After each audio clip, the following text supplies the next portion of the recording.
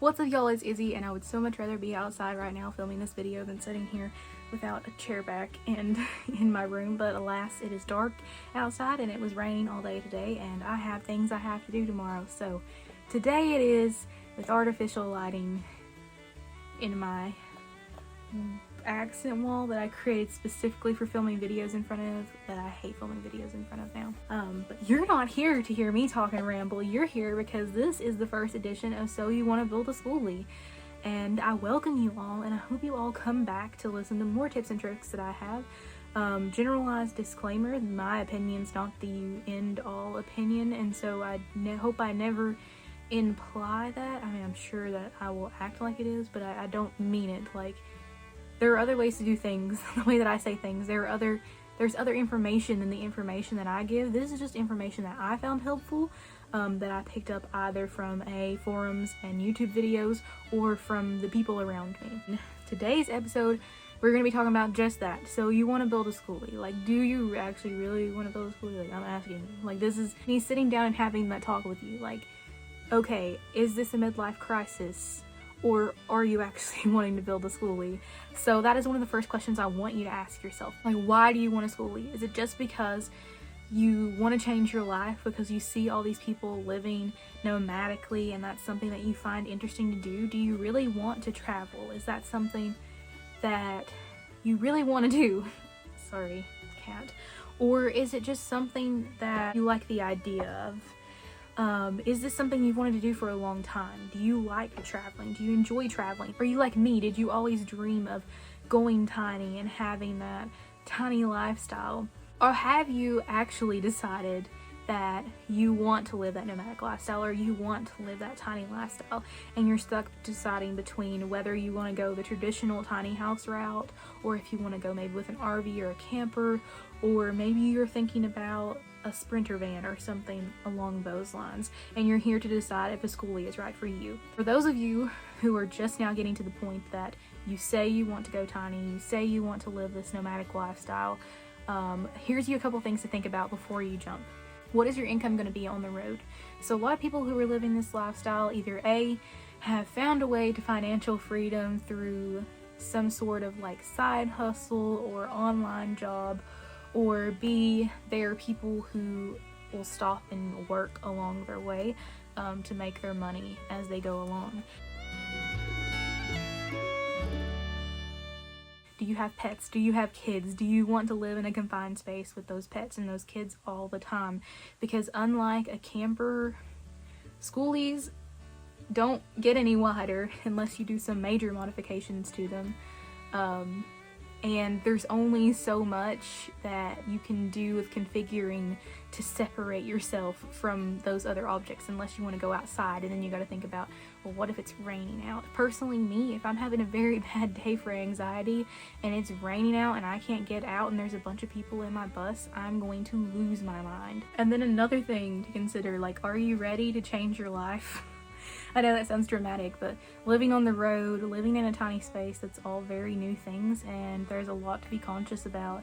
If you're like me and you're like subconsciously a hoarder, then you're gonna have to really reconsider a lot of things, especially if you're moving into a tiny space like me with a buttload of pets. Speaking of pets, this one wants attention. And then, like, most importantly, if you're not getting your bus built by someone else, like, are you honestly ready for the work? And even if you are getting your bus built by someone else, just because you choose a bus over a camper or an RV doesn't get you out of like the maintenance that is required to keep up with said thing that is going to be on the road. You know, you're going to have to get oil changes. There are going to be things that break that you're going to have to fix, whether that be mechanically with the actual vehicle itself or things inside the bus, which, I mean, I guess that's typical with your house.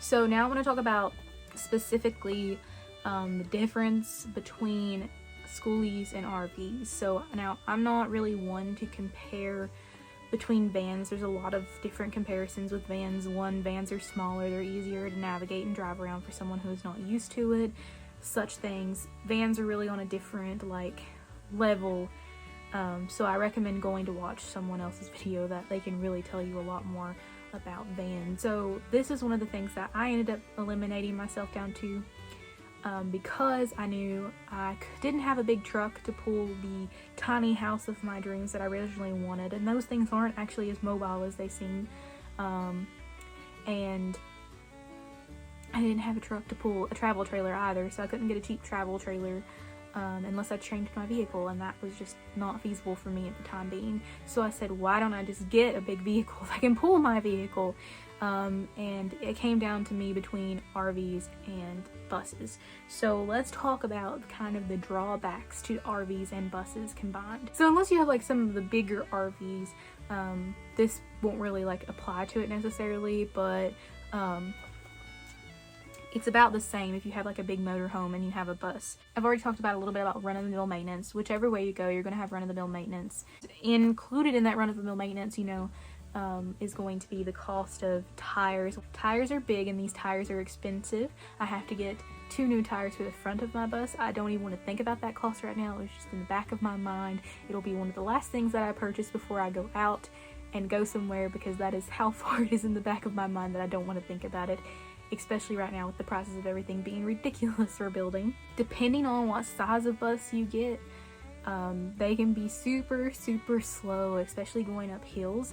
And I'm sure this applies to RVs too, because heavy things, heavy objects, big vehicles going up hills just don't jive. And of course with RVs and buses, you're not going to get very good gas mileage, or you're not going to get very good fuel mileage, I should say. Because they use diesel. Some of them use gas, I guess, in the RV side. Smaller buses do use gas too, but you're probably looking at about 10 to 12 miles per gallon with a medium to large size Skoolie or RV. In the terms of Skoolie though, like, I mean, they have huge gas tanks. That's another thing. Sorry, huge fuel tanks. That's another thing that you'll find out, like, when filling it up at the pump. Like, you may have only get 10 to 12 miles a gallon. You can go a lot longer, but when you fill it up that 100-gallon tank, you're really gonna like notice that you're filling up that 100-gallon tank. Let's talk about a little bit of the differences between just a Skoolie and an RV. So this is for all of you who have narrowed it down to, I am getting a Skoolie or an RV, and you want to know a little bit about the differences that you can expect between the two. I have 4 pros to go along with the Skoolie. One of them is kind of like, I'm guessing at it, but Skoolies are going to be the cheaper option. So if you're getting like a nicer RV that has been taken care of, or maybe it's at a dealership lot, they're going to be so much more expensive than buying a school bus. And I'll tell you a little bit more about why exactly that is in the cons section. But Skoolies, they're built like tanks. RVs, especially travel trailers, like, they're built really flimsy and lightweight material. But a Skoolie, on the other hand, a school bus, it's built to carry all those kids. It's got really good suspension, and it's made to withstand a blow. The reason that I went with a Skoolie, the biggest pro for me, was that they have a good service record. I mean, I'll show you guys, I'll maybe like insert a picture here of me like throwing down the stack or something, but there is a stack of service records, I'm not kidding you, like 4 inches deep, from 1996 all the way until it was taken out of service a few months before I bought it. And that's another thing you can do when you're buying. You can ask for that, because they'll be more than glad to give it to you, at least in most cases. And so that is really promising to me, that you know this vehicle's been well maintained and taken care of.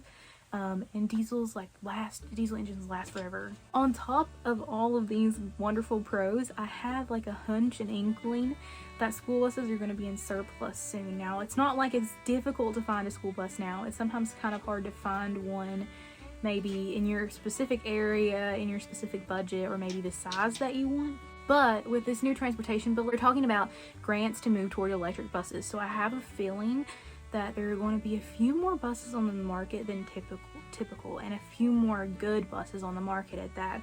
Perhaps buses that wouldn't have been taken out of service otherwise if there hadn't been this grant for electric buses. Now, don't hold me to that last pro. I've got my ear to the ground and I hear whisperings, and I want to pass that on to you guys just as a tip for you guys to be watching out. Maybe if you're thinking about buying a bus and you don't have to have it immediately, unlike me, I feel like I had to have it immediately, and you can wait a little bit and see. I mean, there's always going to be buses out there. If you find that one that you're really set on, by all means, stick to it. But keep your eye out. So now we're moving on to the cons. So the major con is that schoolies aren't made to be RVs. So school buses aren't made to be RVs. They're made to transport children, and so there has to be a lot of work done on it to make it into an RV. And a second point to this con is that since they aren't made to be RVs and they're made as commercial vehicles or public vehicles, it's very hard to get them to be considered as an RV in the eyes of most insurance and most states. Actually, when you're titling it, it's very hard to get it transferred over to an RV title so that they can be insured as an RV. Second con kind of goes along with the first in that they don't have all the bells and whistles that an RV is. Now, I personally think the price of RVs and campers, especially brand new, is absolutely ridiculous for the quality of the product that you are getting from them. But they do have everything done if you're going to buy one used. It might be worth the extra expense to you to have everything done so that you don't have to buy and install everything in terms of, like, you know, water tanks, doing the electrical, building cabinets, sinks, furniture. With an RV, for the most part, that's already in there, and if you were just looking to do some cosmetic updates, RV might be the path for you instead of a Skoolie. And like I talked a little bit before about how slow schoolies are, or school buses are, if you get the big ones. The bigger it is, the harder it's going to be to navigate, the worse it's going to be on fuel. But I guess this could be a little bit of the same with an RV if you're not used to it. But in terms of flat nose buses, they're a little bit different than RVs in the fact that the wheels aren't underneath you, they're behind you, so that adds an extra challenge to navigation. Hopefully I'll make some sense out of this on an editing and that it made a little bit of sense to you and helped you maybe make your decision. Hope you walk away with something that's useful. Thank you so much for watching, and as I said before, my opinion is not the end all be all opinion, and I want to hear more from you guys, so be sure to strike up a discussion below. Maybe if you own a Skoolie, what you would list as some of your pros and cons, or maybe questions that you have that I didn't really address. And you can always feel free to reach out to me on my Facebook page. I will list that down below as well. And thank you all so much for watching. Please consider subscribing if you want to see more content like this or my bus build and follow along. Hit that notification bell so you can be notified first when I upload a video. I will be uploading every Monday, Wednesday, and Friday at 5 o'clock, hopefully until November. And I will see you all next time. Bye.